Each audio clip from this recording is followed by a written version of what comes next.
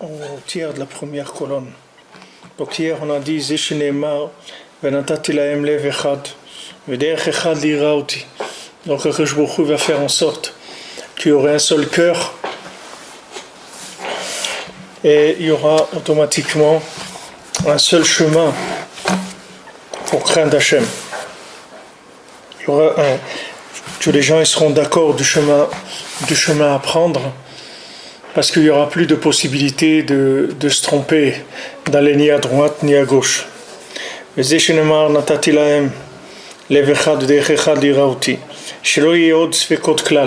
aura plus de doute, il n'y aura plus de possibilité de douter.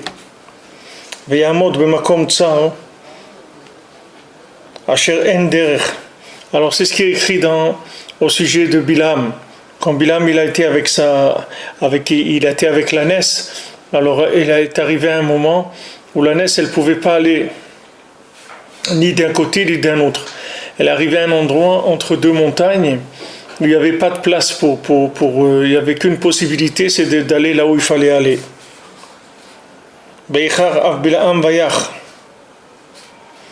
Et maintenant la colère de Bilam elle est montée. Et il a frappé l'ânesse. Veishbar lo yeda. Et Ursi lo yavin el zot. Maintenant, un homme rustre, un homme qui est idiot, il ne sait pas. Et un fou, il ne comprend pas. Ve'amar lo yadati ki ata nitzav likrati. Je ne savais pas que c'est toi qui étais en face de moi. C'est-à-dire tout ce qu'il dit ici, Rabbi Nathan il dit c'est des choses qui sont, je vous l'ai dit déjà, c'est des choses bekitsur gadol, c'est-à-dire c'est des choses qu'il dit mamash avec beaucoup d'attention, il fait très attention de ne pas trop ouvrir, mais tout ce qu'il est en train de dire ici, ce sont des choses qui sont extrêmement puissantes par rapport à toutes les fausses interprétations de la vie en général et de la Torah.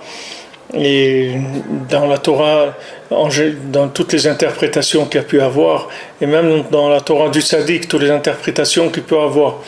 Et c'est des choses qu'il faut faire extrêmement attention. Mais Hachem, il fera en sorte qu'il va nous amener à un moment où il n'y aura plus une possibilité de penser autre chose que ce qu'il faut penser. C'est tout. Il n'y aura pas une autre possibilité. Alors maintenant, qu'est-ce qu'on voit dans Bilam? Qu'est-ce qu'il a fait à Kadosh Baruch Hu? Il l'a amené dans un endroit où l'ânesse elle ne peut plus aller ni d'un côté ni d'un autre. Alors lui, il était énervé, parce que lui, Bilam, c'est quelqu'un qui veut avoir plusieurs chemins. Il veut aller d'un côté, il veut aller d'un autre, il veut s'amuser, il veut faire plein de choses en même temps. Maintenant, Hachem, il l'amène à un endroit où il ne peut plus aller nulle part. Il est obligé de se mettre en place, c'est tout. Il est obligé de se mettre en place.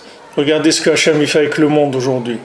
Il n'y a plus de liberté, les gens sont obligés de se mettre en place. Voilà, il y a des événements qui sont obligés les gens à prendre des positions.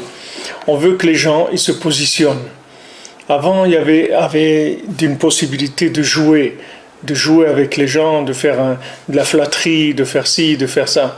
Maintenant, petit à petit, on oblige le monde à se positionner. Tu choisis ton camp, c'est tout.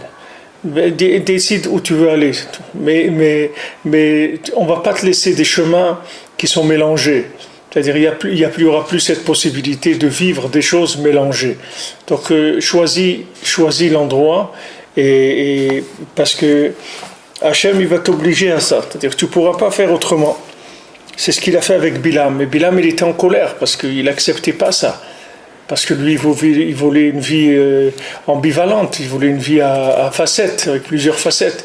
Il voulait profiter en même temps d'être ça, en même temps d'être comme ci, en même temps d'être comme ça, tout en même temps. Mais Hachem, il l'a mis dans un endroit où il ne pouvait plus bouger. Alors il a dit, Mais moi, je ne savais pas qu'il y avait un ange qui se trouvait devant moi, qui était parce que l'ânesse, pourquoi elle s'est arrêtée? Parce il y avait l'ange de la mort qui était en face. Donc c'est pour ça qu'elle s'est arrêtée. Alors lui, il était en colère, pourquoi elle s'est arrêtée? C'est-à-dire qu'il n'acceptait pas le fait que maintenant, cette situation n'allait pas dans le sens où lui, il voulait. Mais il y a un moment, on ne va pas tenir compte de sa bêtise à lui, on va mettre un chemin où tout le monde sera obligé de passer dans ce chemin-là. Tipar ruche venishmate. Alors on dit que son souffle et son âme, elle s'en aille de ce Bilaam-là. Allo melo kol haaretz kevodo. Hachem, c'est lui qui remplit le monde. ואם השם יתברך יכול לצמצם את עצמו לדבר עמך, איך לא תבין רמזי השם יתברך? Si Hachem il peut se concentrer jusqu'à descendre, c'est-à-dire se condenser sa lumière jusqu'à descendre et parler avec toi, comment tu ne comprends pas les appels d'Hachem? Comment tu ne comprends pas tout ce que Hachem il est en train de te faire comme allusion? Chez Hachem יתברך כאן, ורוצה למנוע אותך מלאבד לגמרי. Akash Baruch Hu est là à côté de toi et il veut t'empêcher de te détruire complètement. Hachem il est là, il essaye de te donner des solutions, il essaye de t'inspirer pour pas que tu te détruises complètement.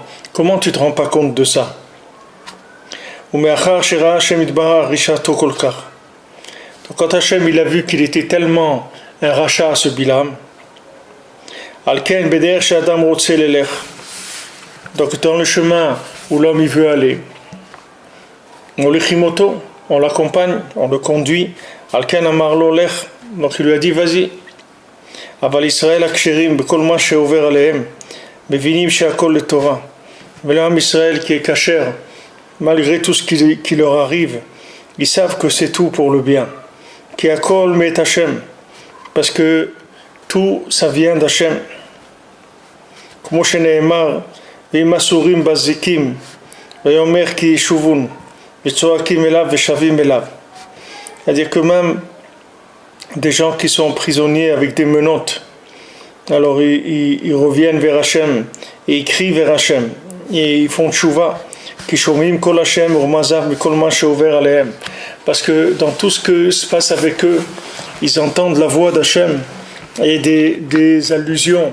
C'est-à-dire que maintenant, comme je vous ai dit hier, Moshe Mashiach, c'est-à-dire que si maintenant, quand tu voulais écouter Moharan, tu ne sais pas que Rabbi Nachman c'est Moshe Mashiach, c'est-à-dire que cette Torah-là, c'est une Torah de Moshe Mashiach, c'est-à-dire c'est une Torah qui est faite pour te donner un message que c'est pas un message que tu vas pouvoir détourner d'un côté ou d'un autre. Alors maintenant, tant que tu ne sais pas ça, alors tu ne vas pas voir de quoi ça parle vraiment. C'est maintenant quelqu'un qui n'est pas intéressé par se rapprocher d'Hachem. Il ne va pas entendre les allusions qu'Hachem il lui fait. Hachem il l'appelle, Hachem il lui fait des allusions, Hachem il lui dit fais comme ça, ne fais pas comme ça. Mais lui il n'entend pas ça. Pourquoi? Parce que son cœur il n'est pas là-bas, c'est pas là-bas où il est. Lui il cherche autre chose. Il a dans sa tête des choses qu'il a décidé de faire, des façons de vivre qu'il a décidé. Il croit qu'il a décidé, mais en tout cas, il veut quelque chose et il n'entend pas les appels qu'il y a. Il n'entend pas les allusions d'Hachem. Alors Hachem, il accompagne dans ce qu'il veut, même s'il se trompe. Tandis que maintenant, des gens qui sont cachers, des gens qui sont attachés à Hachem, alors ils savent que du moment où ils sont attachés à Hachem, tout ce qui se passe avec eux, c'est bien. C'est pas possible qu'il y ait quelque chose qui n'est pas bien. Quand quelqu'un dit ouais, mais ça c'est pas bien, et pourquoi c'est arrivé ça, et pourquoi c'est arrivé ça, c'est parce que d'abord, il a sorti Hachem de sa vie. Après, il a commencé à avoir des questions. Mais s'il n'avait pas sorti Hachem de sa vie, il n'aurait pas de questions. Même quand il se passe des choses terribles, il y a toujours derrière ça une volonté d'Hachem. Il y a toujours derrière ça un vouloir qui est d'Hachem, qui est un vouloir positif. Hachem il fait rien, Hachem il ne fait jamais de destruction dans le monde. Hachem il ne fait que construire et que donner. Seulement il y a des fois où c'est à l'envers, on ne comprend rien. Ça c'est un autre problème qu'on ne comprend rien. Mais Hachem il fait que du bien. Hachem il fait jamais de mal. Donc maintenant quelqu'un qui est engagé avec Hachem, Alors même s'il ne comprend pas, mais il sait que c'est bien. Alors maintenant il dit, ils entendent la voix d'Hachem et des allusions dans tout ce qui se passe avec eux. C'est-à-dire tout ce qui se passe, ils voient que c'est des allusions d'Hachem pour que la personne elle puisse faire tchouva, se rapprocher d'Hachem. Behemet. Vezeu vaya ekev tishmeun. Et ça c'est écrit vaya ekev tishmeun. Ekev daika. Hainu tachat ekev varaglaim. Chez dorso varaglaim chas v'shalom. C'est-à-dire que quand vaya ekev tishmeun, quand vous serez dans les talons, c'est-à-dire quand vous serez talonné, vous allez talonner, c'est-à-dire qu'on vous écrasera avec les talons, comme dit Rabbi Nathan, que shu tachat ekev raglin. La marche il est en dessous le talon, chez dorsi moto baraglaim chas v'shalom, qu'on l'écrase avec les pieds chas v'shalom. Beprinat arkafta enosh leroshenu, comme dit tu as mis quelqu'un sur notre tête, c'est-à-dire qui nous écrase. Prinat le daket achat raglav kol asire aretz, comme c'est écrit pour écraser sous ses pieds tous les prisonniers de la terre. Vaz daika beprinat akev davka, c'est-à-dire précisément quand tu vas te trouver dans une situation comme ça, que tu te trouves dans une situation de talon mamash, c'est-à-dire sous les pieds qu'on t'écrase, que shetiske lishmoa et amishpatim maelu, quand tu auras le mérite d'entendre ces paroles-là,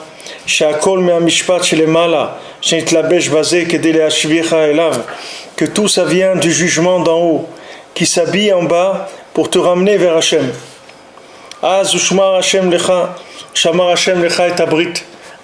Hachem il te gardera l'alliance. Et c'est ça qui est écrit, voilà, dans la paracha.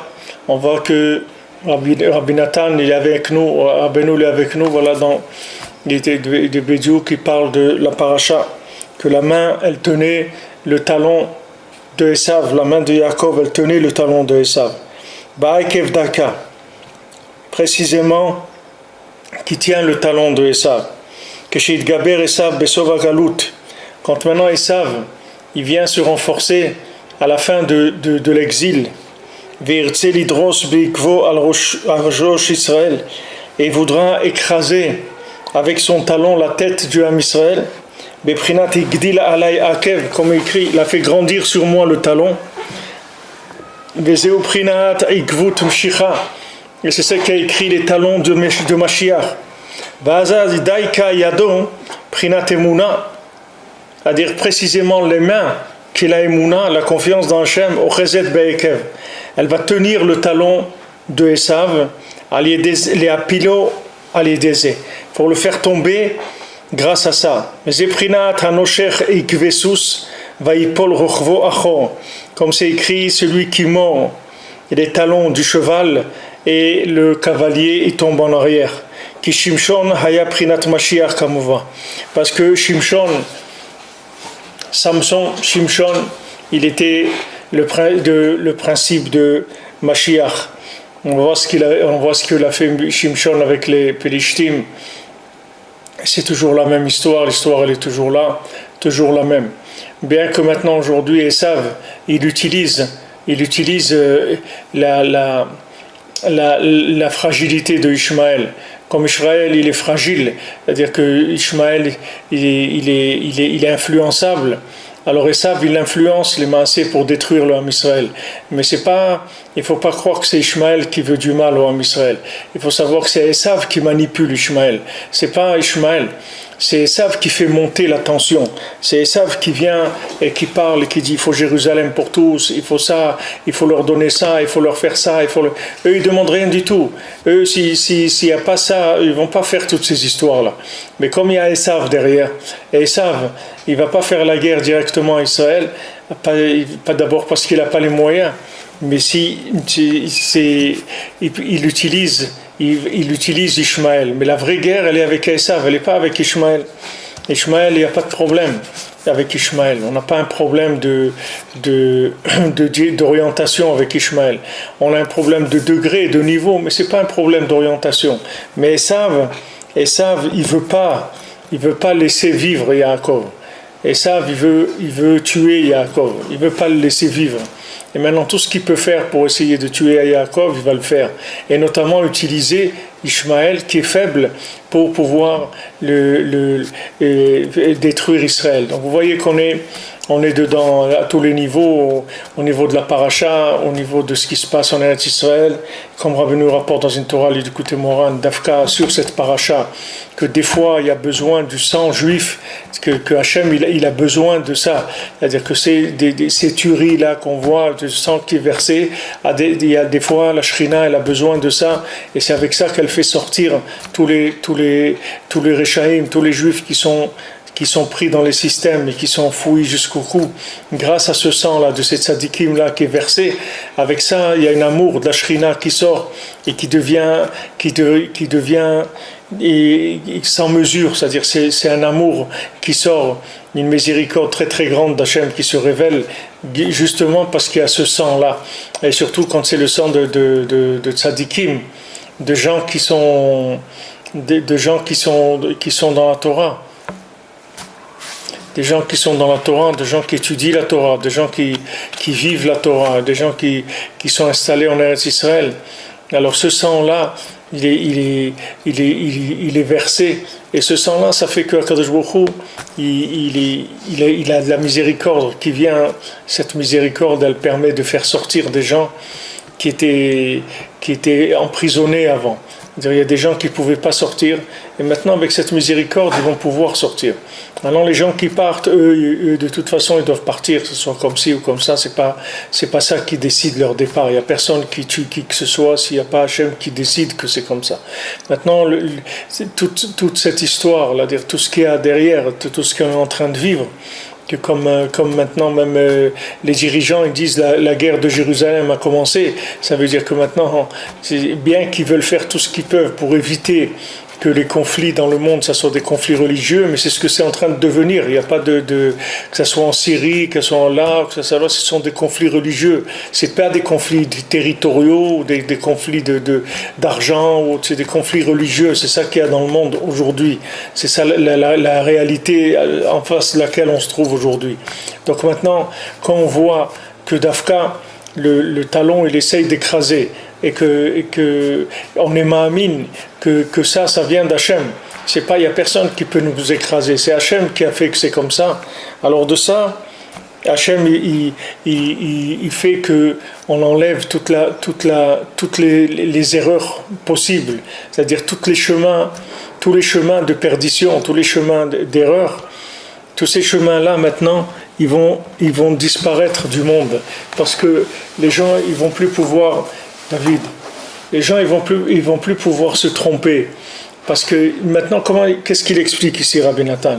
Il dit que maintenant quand Hachem il va amener le monde à vouloir écraser le Ham Israël, d'accord? Esav il veut écraser Yaakov.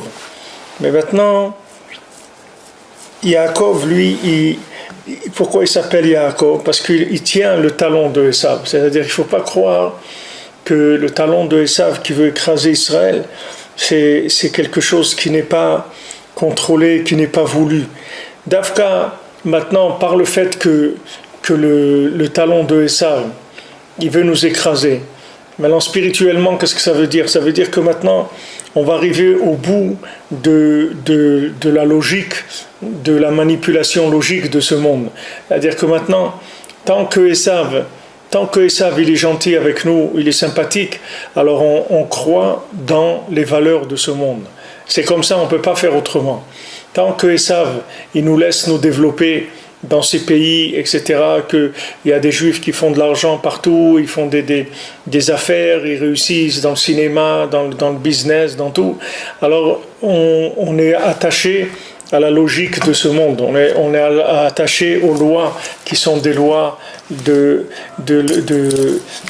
la naturelle, des lois de logique naturelle de ce monde. Maintenant, du moment où Esav il veut nous détruire, c'est-à-dire Esav il veut nous écraser, alors à ce moment-là, il nous reste plus qu'une seule chose. Il nous reste plus qu'une seule chose, c'est la émouna. C'est-à-dire que maintenant, du moment où la matière, la logique de la matière ne fonctionne pas, vers quoi on va se retourner? Alors la main, elle tient le talon de Esav. Maintenant, la main, c'est la émouna. Vaï Adav Emouna. Comme Rabbeinu rapporte dans l'écouté moral, les mains de Moshe Rabbeinu, elles se levaient et comme ça, il gagnait la guerre contre Amalek. C'est pas que Moshe Rabbeinu, il amenait des armes ou des choses. Il levait ses mains vers Hachem. C'est comme ça qu'il gagnait Yehoshua la guerre contre Amalek. Ça veut dire que maintenant, quand il y a le talon de Esav qui veut nous écraser, à ce moment-là, on se tourne vers la Emouna. Parce que le fait que maintenant Esav il exagère dans sa façon de se comporter, alors ça même ça fait que on peut plus croire dans la logique, parce que la logique il faut qu'elle tienne compte d'un minimum de vérité pour pouvoir fonctionner. Vous voyez, il y a quelques années, quand il y avait des guerres ou des choses, il venait des commissions de l'ONU et autres pour vérifier les crimes de guerre d'Israël. Est-ce que maintenant ils ont bien fait ou ils n'ont pas bien fait? Ok. Alors ils venaient, ils faisaient des contrôles et ils disaient bien sûr que Israël les a pas bien fait, etc. Maintenant cette fois-ci ils ont voulu venir et ils n'ont pas laissé rentrer. Ils les ont interdit d'accès, ni du côté des Palestiniens, ni d'Israël, ni rien. Les gens qui voulaient venir enquêter, ils les ont refusé d'entrer. Pourquoi ils les ont refusé d'entrer? Parce qu'ils disent de toute façon, le résultat, vous le connaissez avant de venir, puisque vous nous détestez et vous voulez trouver du mal chez nous. Alors c'est pas la peine de faire semblant, restez là-bas et chez vous, écrivez ce que vous voulez, c'est tout, ça revient au même. De toute façon, c'est ce que vous faites, c'est du mensonge. Donc restez chez vous et faites-le. Mais avant, il les laissait rentrer. Avant, ils pensaient que, bon, quand même, c'est des gens, ils ont l'air sérieux comme ça. Ils prennent l'avion, ils ont une petite mallette, un téléphone, tout ça. Et on dirait que c'est des gens qui ont quelque chose de sérieux. C'est pas des gens qui ont tellement de parti pris et de haine, etc., comme ça. Mais quand ils se sont rendus compte de l'évidence, alors qu'est-ce qu'ils ont fait? Ils ont coupé. Maintenant, c'est la même chose. Tout dans la vie, c'est comme ça. C'est-à-dire que maintenant, ici, on parle par rapport à ce qui se passe aujourd'hui et par rapport à ce que Rabbi Nathan dit, Beklaliut, c'est-à-dire le rapport entre Esav et Yaakov, mais c'est le rapport entre la matière et le spirituel. C'est-à-dire quand c'est trop, alors c'est trop. C'est-à-dire quand maintenant la personne, on va essayer de la rendre esclave, c'est-à-dire de la consommation, etc. Quand c'est trop, c'est-à-dire que ça arrive à un moment où c'est fini. Vous voyez, avant il y a 50 ans, 60 ans, où les malaises sociaux, que ce soit mai 68 ou tous les mouvements hippies et tout, c'était sympathique comme truc. Les hippies, c'était les flower people, les gens avec des fleurs et voilà, faisons l'amour par la guerre et la drogue et la musique et tout, c'est sympathique.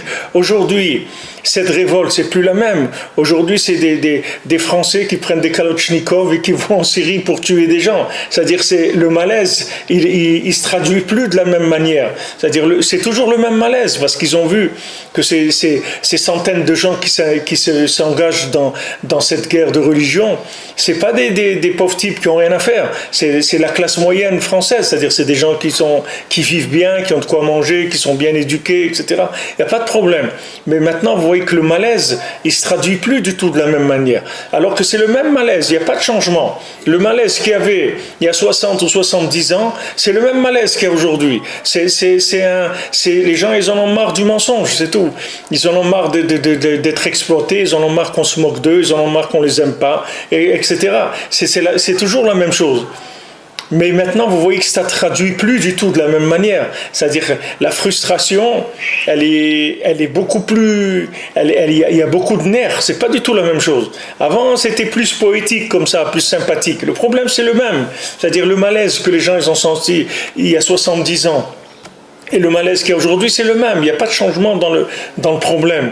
Mais le problème, c'est que la manifestation de la maladie, elle ne sort pas de la même manière. C'est-à-dire, il y a à une époque où ça sortit par des trucs sympathiques, on va faire Woodstock, on va faire des trucs, allez, on fait des concerts de musique, on va faire des communautés dans la campagne, on va vivre avec des moutons et des trucs. C'était la façon de se révolter. Mais aujourd'hui, c'est pas pareil. Aujourd'hui, c'est le Kalachnikov et on y va, on égorge des gens, on coupe des têtes, etc. C'est-à-dire, c'est passé à autre chose. Pourquoi ? Parce que les gens, ils les ont tellement roulés que les gens, ils sont arrivés à un niveau de frustration où c'est un délire total. C'est-à-dire, il n'y a plus, la personne, elle a perdu la tête, c'est fini. C'est-à-dire, il y a plus de, vous pouvez plus lui dire, calme-toi, voilà, prends un bonbon, un truc, il n'y a plus de bonbons, c'est fini. Bon, on va faire une réforme au niveau de l'éducation afin que vous puissiez avoir... C'est fini tout ça. Tous ces discours-là, ils sont terminés. Il faut trouver autre chose. Alors c'est ça le lien. C'est que en écrasant la personne, à force de l'écraser, vous allez l'obliger à se rentrer dans de l'extrémisme. Parce que maintenant, tant que vous l'écrasez pas trop, alors vous laissez un peu d'air qui rentre. Alors la personne, elle peut continuer à vivre des vérités mitigées. C'est-à-dire des vérités où il y a un peu de ça, il n'y a pas de problème. Je suis d'accord d'aller travailler 8 heures par jour, je suis d'accord de payer mes impôts, je suis d'accord de ça, du moment où tu me laisses quelques heures, où je respire, où j'ai un sentiment de bien-être, un peu de plaisir, etc. Maintenant, tu écrases trop, alors la personne, elle va devenir vous l'obligez à aller vers l'extrémisme. Alors maintenant, c'est ça qui se passe. C'est-à-dire, quand le talon, il écrase complètement, la personne, elle lui reste pas le choix. C'est-à-dire, elle peut plus discuter. Parce qu'il y a plus la discussion, ce qu'elle a amené jusqu'à aujourd'hui, ça va pas satisfaire la frustration de la personne. Donc la personne, c'est pas ça qu'elle cherche, elle cherche des solutions qui soient très fortes, soit d'un côté, soit d'un autre. C'est-à-dire, soit maintenant les gens, ils vont s'extrémiser dans la vérité, c'est-à-dire dans la Emouna, dans la foi, dans Hachem, soit les gens, ils vont devenir des extrémistes dans des délires, dans des folies totales. C'est-à-dire que les gens, ils vont aller vers la folie totale. Mais qu'est-ce qui fait ça ? C'est que la pression, elle est plus forte. C'est-à-dire, ce qu'il dit ici Rabbi Nathan, c'est que plus on va vers le talon de Mashiach, c'est-à-dire qu'on essaie d'écraser l'homme, plus il va essayer de trouver une porte de sortie qui soit dans les extrêmes. Parce que les choses qui sont équilibrées et mitigé, ça va plus du tout le satisfaire. Il a besoin de choses très fortes pour pouvoir continuer à vivre. Il a besoin d'un idéal qui soit fort. Il a besoin de sensations qui soient fortes. Il a besoin que de choses fortes. Il peut plus avec des choses qui soient mitigées. Et ça même, c'est le chemin de Mashiach. C'est-à-dire que quand maintenant Hachem il prend Bilam qui symbolise le principe du libre arbitre et qu'il l'amène à un moment où il reste devant lui qu'une seule possibilité, il y a un chemin qui est ouvert devant lui, c'est fini. Il n'y a plus une route à 5 voies ou à 8 voies ou à 10, c'est fini. Il y a maintenant, ou tu es avec moi, ou tu es contre moi, c'est tout. Mais il n'y a plus des choses qui sont mitigées. Et on avance vers ça.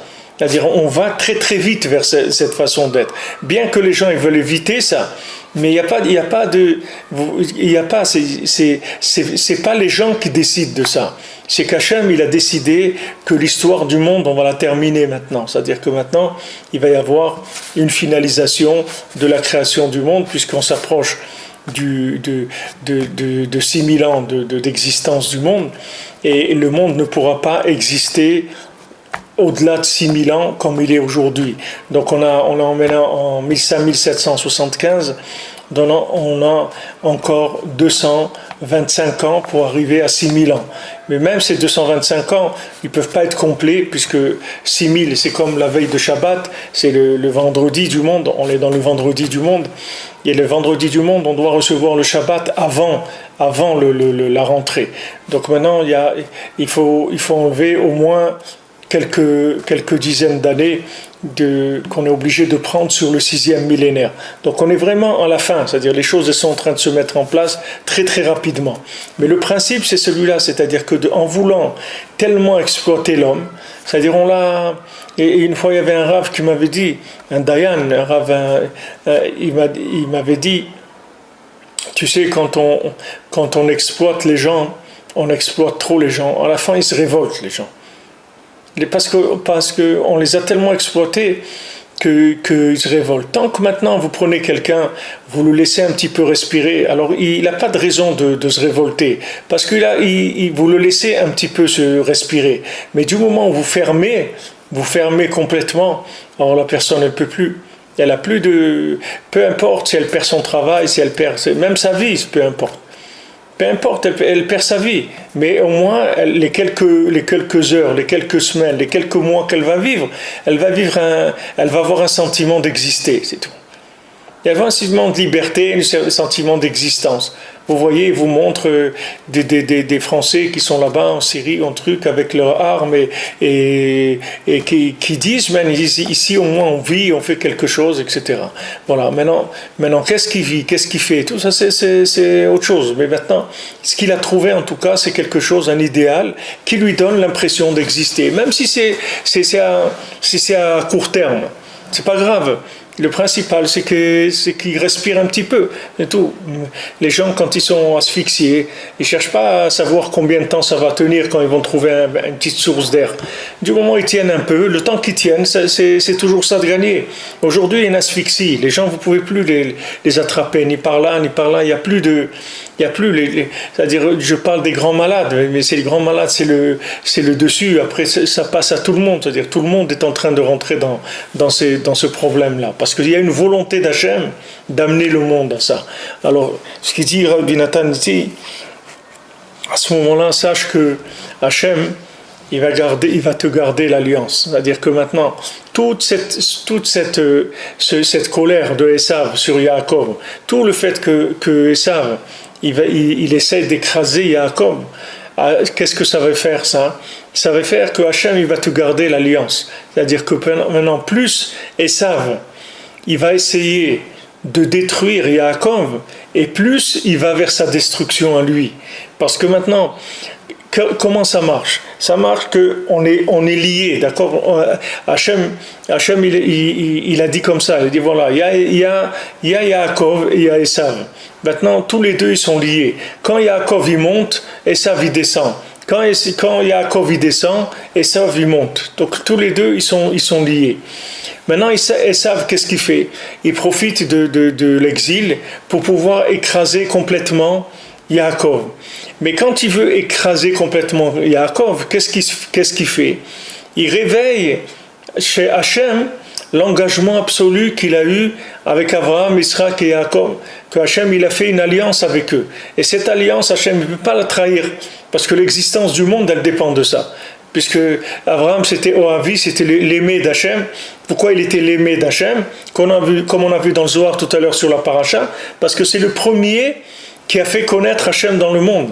C'est le premier qui a invité Hachem à avoir une maison. Il lui a dit, viens habiter dans mon cœur, viens habiter chez moi, et moi je vais être ton serviteur fidèle. Est-ce que tu vas me dire de faire? Je vais le faire. Et il lui a dit de faire la Brit Mila, il a fait. Ce que lui a dit Hachem de faire, il a fait. Alors Abraham, il s'appelait Oavi, mon bien-aimé. Maintenant, quand Esav, il écrase, ça veut dire qu'il est il veut tout tirer vers lui. Alors à ce moment-là, il se réveille l'engagement absolu. C'est-à-dire on est obligé de retourner vers le contrat qu'il y a eu à la base. Et ce contrat, c'est un engagement inconditionnel d'Hachem par rapport au Ham Israël. Donc maintenant, et ça, les Maasé, c'est lui qui entraîne sa destruction. C'est lui c'est de l'autodestruction. C'est pas, lui, il va rien faire avec le Ham Israël. Parce que le Ham Israël, ok, le Ham Israël, il est en galoute, il est dans l'état où il est. Qu'est-ce qu'on va faire? Il y a une partie qui font la Torah, et une partie qui ne fait pas la Torah, etc. Mais le Ham Israël, il est avec 3000 ans de galoute. Qu'est-ce que vous voulez de lui? Le Ham Israël, il n'a pas 2000 ans de galoute, 2000 ans de destruction du temple. Qu'est-ce que vous voulez avec le Ham Israël? Il n'y a personne qui peut lui dire quoi que ce soit. Mais maintenant, en plus de l'écraser, en plus de vouloir le détruire, alors il y a une limite. C'est-à-dire que quand cette limite, elle est dépassée, alors on passe sur autre chose. C'est-à-dire c'est un autre système si maintenant il avait eu de la retenue, alors on ne serait pas arrivé là. C'est-à-dire que si maintenant il y avait on laisse respirer, alors il n'y a pas de problème, on fait avec, c'est-à-dire on joue.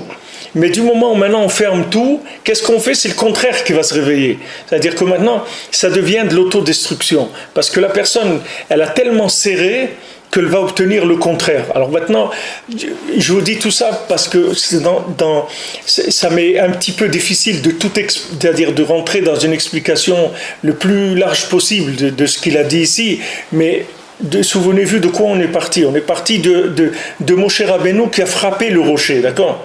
Quand il a frappé le rocher, il a utilisé une méthode qui était une méthode de précipitation, c'est-à-dire en frappant le rocher, utiliser un peu de rigueur.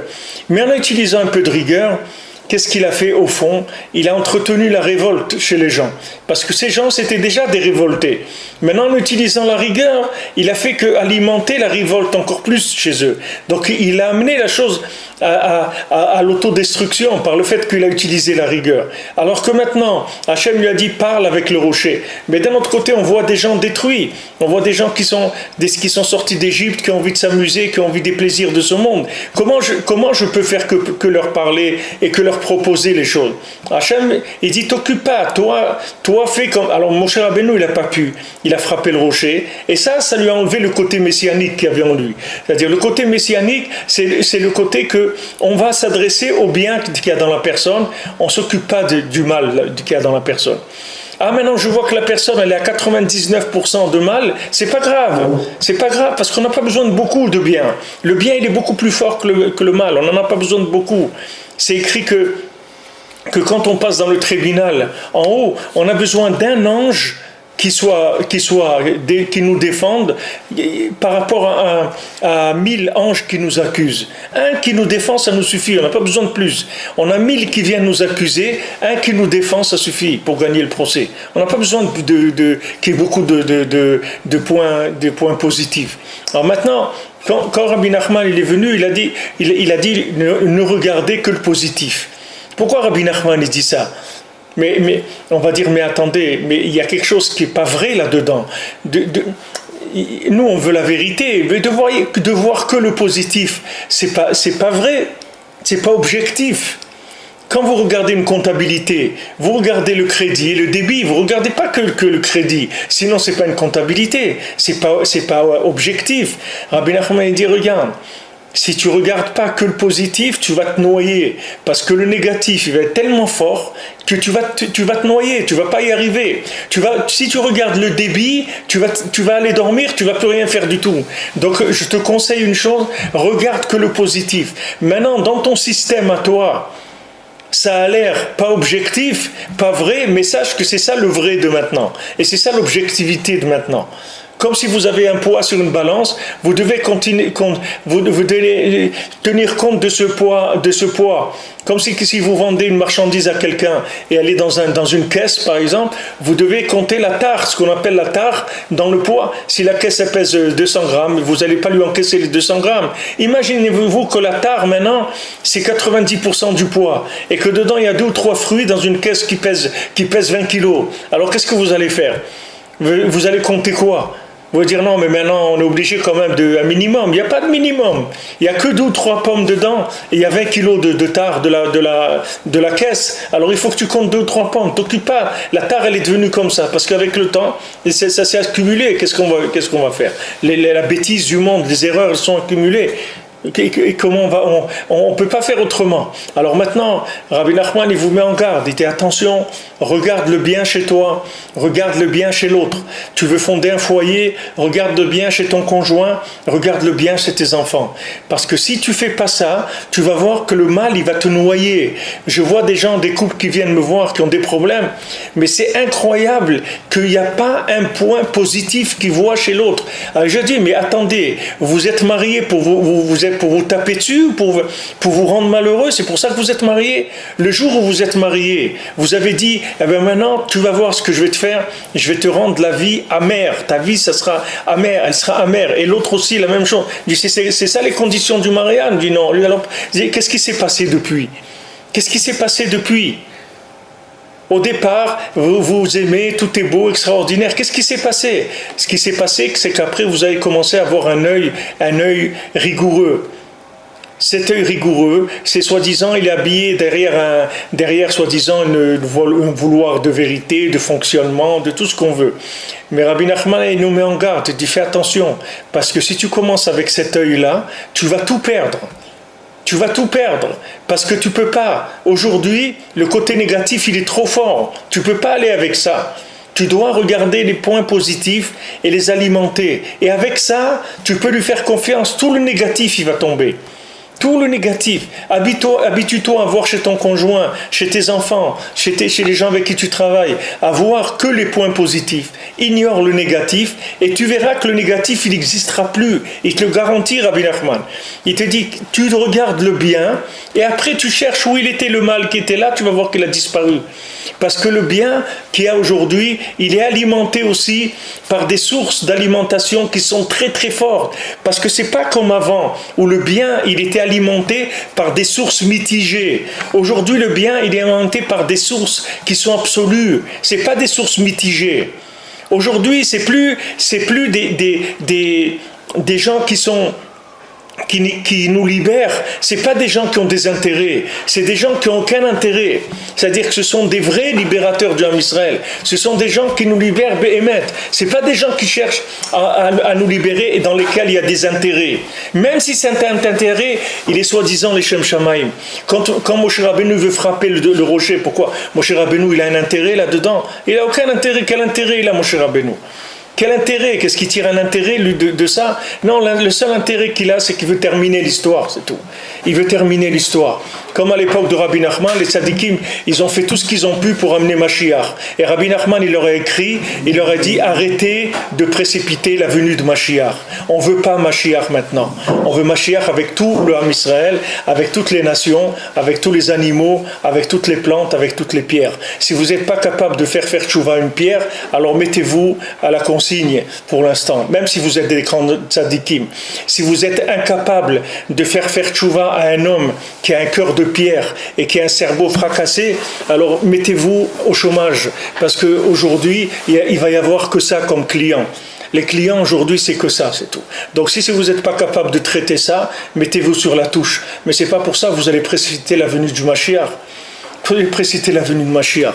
Comme ça, vous allez sauver vous, votre peau, vos voisins, votre famille, et les autres, vous allez laisser là-bas. Mais c'est pas ça le plan du monde. Le plan du monde, c'est pas ça. C'est ça de frapper le rocher. Moshe Rabbeinu l'a frappé le rocher parce qu'il a dit, vu dans quel état ils sont ces gens-là, qui sont capables de faire le veau d'or, alors qu'ils viennent de sortir d'Égypte avec des miracles, avec l'ouverture de la mer Rouge, avec le Matan Torah, tout ça. Après, ils sont capables de retourner vers de la perversion comme ça, des choses tellement basses, mais il faut accélérer le processus, sinon il ne restera plus rien. Mais il s'est trompé. C'est pour ça qu'il ne pouvait pas être Mashiach. À ce moment-là, il sera Mashiach, mais il sera Mashiach il sera réincarné dans une autre dimension, qui sera une dimension de parler avec le rocher, c'est-à-dire d'avoir confiance dans le bien qu'il y a et de ne pas du tout toucher la pression pour appuyer sur le mal, pour éloigner le mal. On ne s'occupe pas du mal, on s'occupe du bien, c'est tout. Le mal, on ne s'en occupe pas, on ne veut même pas en parler, on ne veut même pas voir que ça existe. J'ai rien vu, c'est tout. Maintenant, chez mon conjoint, chez mes enfants, je vois des défauts, j'ai rien vu. C'est-à-dire, je fausse exprès, je regarde pas ce qui est pas bien, mais de façon intentionnelle. Ça m'intéresse pas, c'est tout.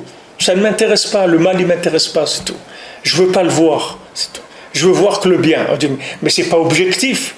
Mais ça, c'est pas objectif. C'est quand il y a des rapports normaux. Mais quand il n'y a pas des rapports normaux, quand Esav il écrase la tête de Yaakov, quand il vient, il vient écraser la tête de Yaakov, il n'y a plus rien d'objectif. On n'est plus dans l'objectif. L'objectif, c'est de rééquilibrer par rapport à ce qu'il y a. C'est ça l'objectif. Donc quand on voit qu'on est complètement écrasé par Esav, la seule chose qu'on a, c'est de retourner vers la Emouna. C'est de rentrer complètement dans la Emouna. À ce moment-là, quand on s'inclut dans la Emouna, qu'est-ce qu'on fait? On réveille le contrat. C'est-à-dire on rappelle à Hachem le contrat. le contrat avec Abraham. Tu t'es engagé dans l'alliance avec Abraham, ok, alors c'est ça qu'on va mettre en marche maintenant. C'est fini. Et pourquoi Esav, c'est comme ça qu'il a entraîné sa destruction, les Maasé. Quand il a voulu trop tirer, il a entraîné la destruction. Parce que tant que maintenant, on travaillait ensemble comme des frères, alors ok, tu me roules, tu m'exploites, tu me fais des trucs et tout, ok, mais ça va, je laisse les choses, je laisse faire parce que tu as laissé un petit peu d'ouverture. Maintenant, tu veux fermer complètement. Alors si tu veux fermer complètement, sache que c'est terminé. C'est terminé, parce que là, on va passer sur d'autres rapports. C'est pas du tout la même chose.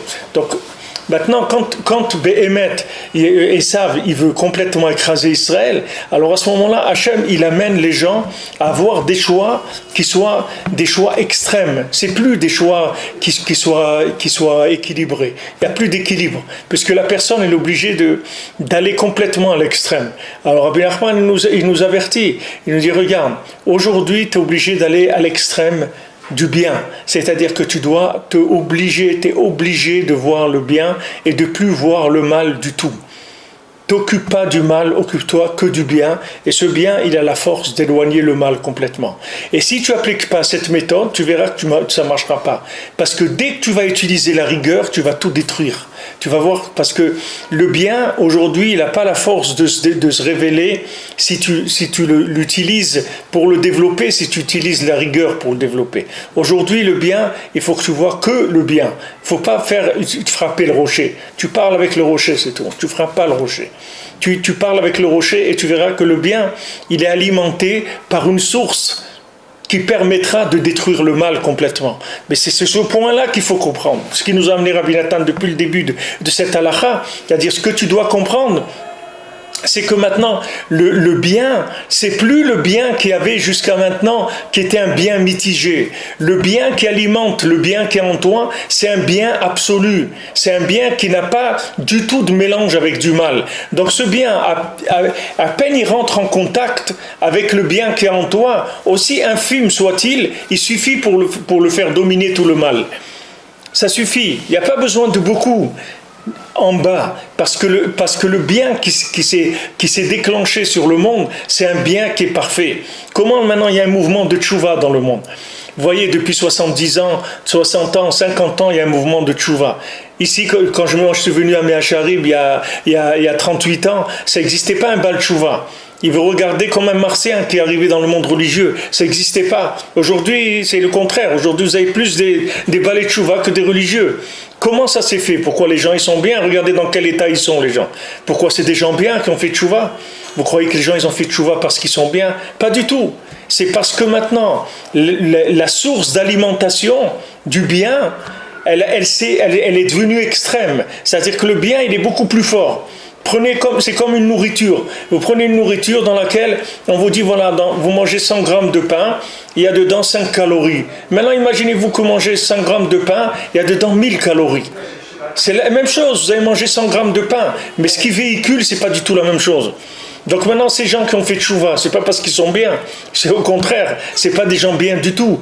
Mais ces gens-là, ils ont eu le mérite que dans notre génération, le bien qu'il a envoyé à Hachem, il est tellement puissant qu'il suffit d'un tout petit peu de bien pour que la personne elle se réveille et fasse tchouva. Et même si vous voyez dans quel état ils sont après, regardez tous les scandales qu'il y a, tous les trucs. Vous avez des religieux dans tous les domaines. Vous avez des plus grands trafiquants de drogue du monde, des religieux. Vous avez des gens qui vendent des organes, des trucs horribles. Vous voyez des choses horribles qui se passent. Mais ça, c'est parce que c'est eux, ils sont comme ça. Ces gens-là, ils sont comme ça. En Amérique, ils ont trouvé un truc de rabbinine qui faisait trafic d'organes. Tu comprends ? Mais c'est eux, il ne faut pas s'étonner, il faut dire, mais comment un rabbin il peut faire ça? Mais ce n'est pas ça la question, c'est que lui il est comme ça. Lui c'est un homme qui vient des fonds, des bas-fonds de toute la spiritualité du monde, c'est la fin du monde, c'est les couches les plus basses qu'il y a dans le monde. Le chidouche, c'est comment, comme ça, il est arrivé à faire sa prière, il est arrivé à se marier, il est arrivé à avoir des enfants, il arrive à faire étudier la Torah, c'est ça le chidouche. C'est pas l'autre côté c'est normal, puisqu'on est dans un niveau de dégradation de l'humanité. C'est pas ça qu'il faut regarder. Comme Rabbi Nathan il dit que Quand les anges, on dit Malach Echad Pnei Elef, c'est-à-dire quand il vient, je vous ai dit tout à l'heure, un ange par rapport à 1000 accusateurs. Alors Rabbi Nathan il dit que quand maintenant les accusateurs ils commencent à accuser l'homme, Hachem il leur dit allez, qu'est-ce que tu as à dire sur lui? Alors ils commencent à accuser, voilà ce qu'il a fait, voilà ce qu'il a fait, voilà ce qu'il a fait, ils accusent.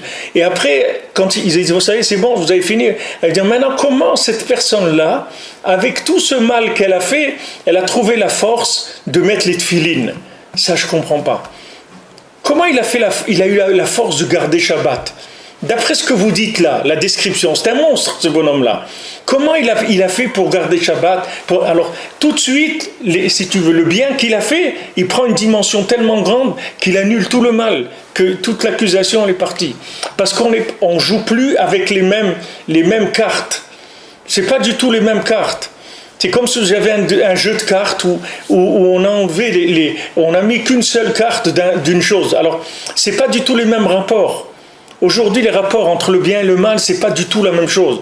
Un peu de bien aujourd'hui, ça a une dimension énorme. Rabbeinu dit, vous voyez, regardez dans les trucs qu'ils font là, tous les trucs qui vont dans l'espace, etc. Alors ils ont envoyé, je sais pas quoi, ils ont envoyé des satellites, ou ils ont envoyé des trucs qui vont à des millions d'années-lumière. Ils sont arrivés. Alors il disait que la chose pour se poser. Et la chose ici, elle pèse, je ne sais pas, 100 kilos. Là-bas, elle pèse 100 grammes. C'est-à-dire que maintenant, ce qui pèse 100 kilos ici, quand vous montez, à un moment, ça pèse 100 grammes. Alors qu'ici, vous voyez, dit, mais attends, mais c'est pas vrai, cette chose-là, elle pèse 100 kilos. Où est-ce qu'elle est, cette chose-là? Il faut que tu me dises où elle se trouve. Parce que si elle se trouve dans ce monde, elle pèse 100 kilos. Si elle se trouve dans l'atmosphère, à un certain endroit, elle pèse 100 grammes. Pourtant, la chose, c'est la même. Mais seulement l'endroit où elle se trouve, c'est pas du tout la même.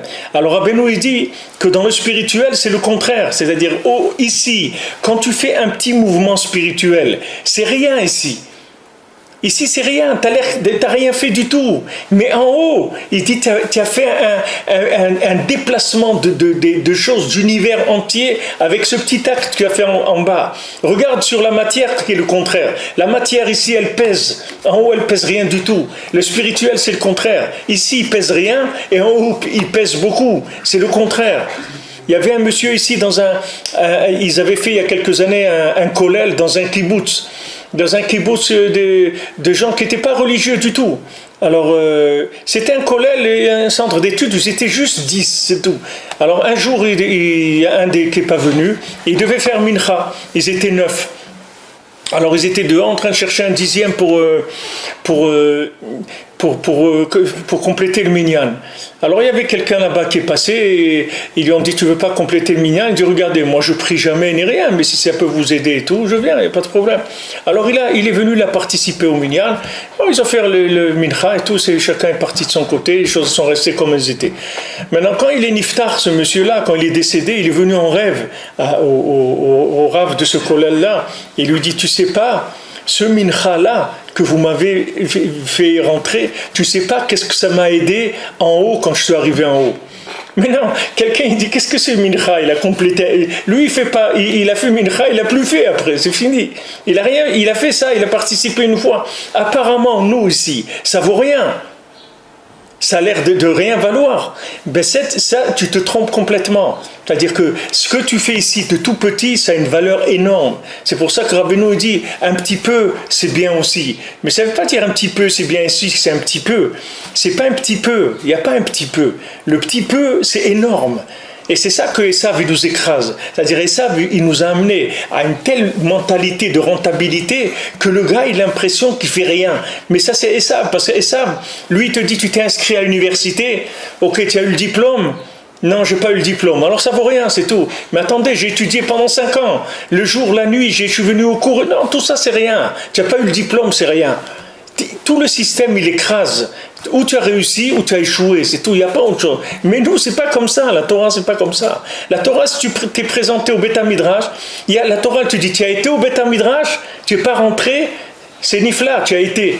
Tu es rentré, tu n'as pas étudié, c'est nifla. Tu as été et tu t'es installé, tu n'as pas étudié. Tu as été, tu t'es installé, tu as étudié, mais c'est extraordinaire. Mais chaque détail, il est important. Hachem, il a dit à Abraham Avinu, tu vas aller, l'ech lecha, de chez toi, de la maison de ton père, de ton pays, les trucs, vers la terre, que je te montre. Le Rashi dit, pourquoi tellement d'étapes? Pourquoi lui dit, pas va en Eretz Israël et c'est tout?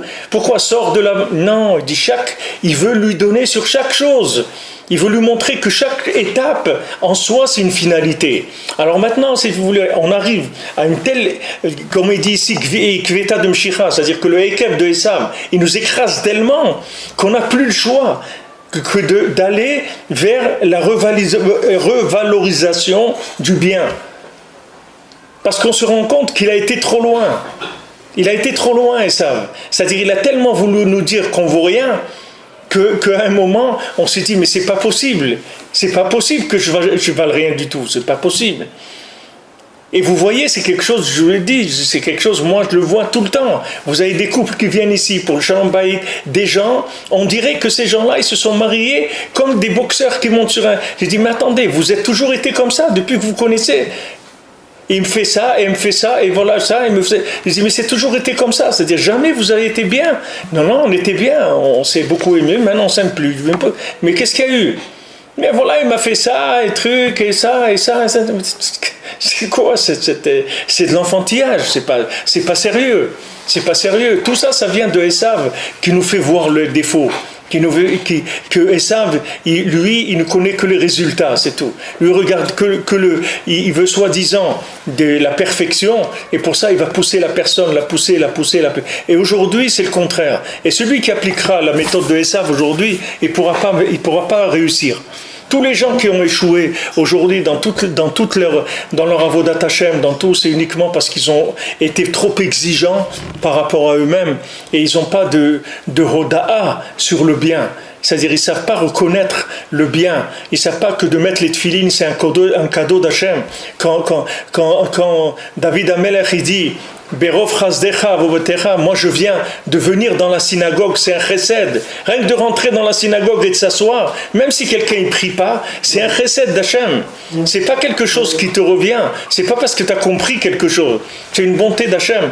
C'est-à-dire il y a une revalorisation du bien. C'est-à-dire on remet les valeurs, on les change par rapport au comportement du monde. C'est ça qu'il faut comprendre de ce qu'il dit ici. Parce qu'aujourd'hui, c'est plus frapper le rocher. Aujourd'hui, on n'est plus dans l'étape de frapper le rocher. Parce qu'aujourd'hui, le Mashiach, c'est Moshe Mashiach, ça veut dire que c'est le bien parfait. C'est plus un bien qui vient, qui est mélangé avec d'autres méthodes. Le bien, il est parfait. Et ce bien, il va alimenter le point positif qu'il y a dans chacun. Maintenant,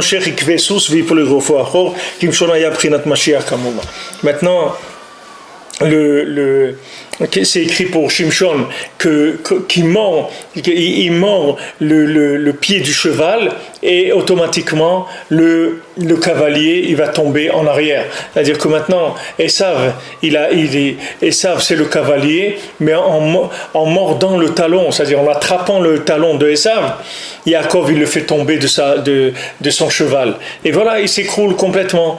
Il fait des tours le 11 septembre, on vient, on lui fait tomber, tac, c'est comme rien du tout. Alors ils sont choqués les gens, et que où il est le Pentagone, où il est ça, où il est l'autre, il y a plus, tu peux pas venir te montrer comme étant puissant, tout ça c'est rien du tout. Ce qui compte aujourd'hui, c'est le peu de positif que chacun il arrive à faire, c'est tout. C'est sur ça qu'il faut s'alimenter. Et il faut être orienté que vers ça. Il ne faut pas regarder le reste. Le reste, aujourd'hui, on ne cherche pas de perfection. La perfection, c'est d'avoir trouvé un point positif, c'est tout. Rabbi Nathan, il dit comme les coqs et les poules qui vont picorer dans les poubelles. Il dit, il cherche dans les poubelles un petit truc qui est encore mangeable, un petit truc qui est valable, et c'est tout. Et il n'est pas en train de pleurer toute la journée qu'il est dans une poubelle. Il est en train de chercher dans la poubelle de quoi manger, c'est tout. Et il trouve de quoi manger. Bon, Hachem, dans les poubelles, aujourd'hui, il y a beaucoup de manger, de très bons manger qui se trouvent dans les poubelles. Alors le monde, c'est pareil. Quand on arrive à la fin, au talon de Mashiach, on est dans les poubelles du monde. Il faut savoir que dans ces poubelles, il y a énormément de points positifs. Donc ce qu'il faut, c'est révéler de l'affection, de l'amour pour les points positifs, que ce soit par rapport à son conjoint, à ses enfants, à tous les gens qui nous entourent. Il faut montrer qu'il y a un amour, une admiration devant le bien. Et le mal, on s'en occupe pas, parce que le mal, c'est l'atmosphère dans laquelle on vit aujourd'hui. C'est comme l'hiver ou l'été. On est en hiver, c'est normal qu'il fasse froid. On est en été, c'est normal qu'il fasse chaud. On est à la fin de l'humanité, c'est normal que c'est une poubelle, c'est tout, c'est comme si c'est là-dedans qu'on est. C'est pas la peine de se lamenter tous les jours sur ça, et de se plaindre, de dire voilà celui-là il a fait ça, et l'autre il a fait ça, et voilà un rabbin il a fait ça, et les trucs. C'est plus. Rabbi Nathan il a dit, quelqu'un qui lui disait les défauts, il dit ok, tu as vu les défauts de tout le monde, d'accord. Et toi, tu es bien, toi aussi tu as des défauts. Alors on a tous des défauts, alors qu'est-ce qu'on va faire avec ça? On va aller où avec ça? Alors viens, on va chercher le contraire, on va aller voir tous ces gens de qui tu as dit qui ont des défauts, regarde les points positifs qu'ils ont en eux. Celui-là, il a ce point positif, celui-là, il a ce point positif. Et avec ça, il a reconstruit le monde. Il a reconstruit le monde différemment. Il a reconstruit le monde à partir des points positifs. Mais l'élément qu'il y a ici extraordinaire, qui n'est pas évident dans la Torah d'Azamra, et que Rabbi Nathan il le dit ici, c'est-à-dire dans la Torah où il parle de regarder le point positif, et que Rabbi Nathan il apporte ça ici, c'est que maintenant le bien il est alimenté par une source absolue, pas par une source mitigée. Ça change tout.